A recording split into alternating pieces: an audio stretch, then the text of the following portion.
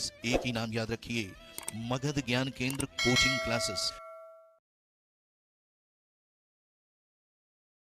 Hello guys, welcome back to our channel Magad Gyan Kendra. In this video, we are going to talk about chapter 1 Nutrition in Plants of class 7th. So take a book and notebook and pencil or pen. Note down the important lines that I am going to speak in this video, and I am going to go through all the important lines that are in this chapter. As you could remember, in class 6th, you learned that food is essential for all living organisms. Carbohydrates, proteins, fats, vitamins, and minerals are components of food. These components of food are called nutrients, and these nutrients are necessary for our body. So, point number 1, as you can see in the screen, plants can synthesize food for themselves, but animals, including humans, cannot. They either get it from plants or animals that eat plants. Thus, humans and animals are directly or indirectly dependent on plants. Second, plants are the only organisms that can prepare food for themselves by using water, carbon dioxide, and minerals. The raw materials that they use are present in their surroundings. Number 3, the nutrients enable living organisms to build their bodies, to grow, to repair damaged parts of their bodies, and provide the energy to carry out life process. Nutrition is the mode of taking food by an organism and its utilization by the body. Number 4, the organisms which make food themselves from simple substances is called autotrophs. For example, plants. And the mode of nutrition of plants taking or making food themselves from simple substances is called autotrophic mode of nutrition.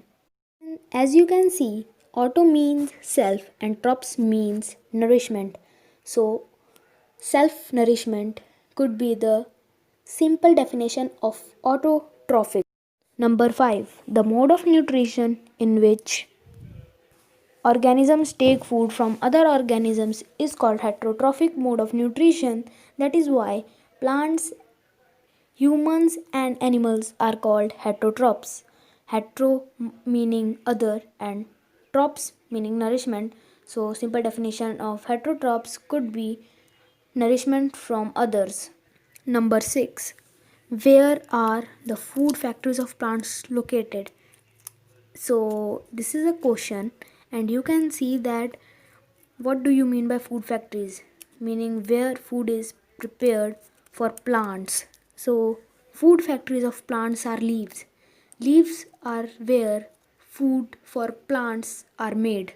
All the raw materials must reach the leaf. Water and minerals present in the soil are absorbed by the roots and transported to the leaves.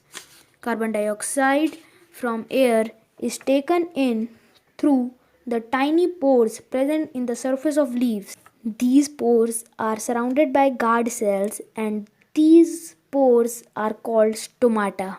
Water and minerals are transported to the leaves by the vessels which run like pipes throughout the root, the stem, the branches, and the leaves. Number 7, chlorophyll. What is chlorophyll? The green pigment present in the leaves are called chlorophyll. It helps leaves to capture the energy of the sunlight.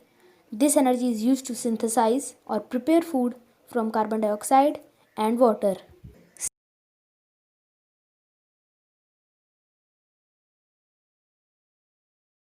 Since the synthesis of food occurs in the presence of sunlight, it is called photosynthesis.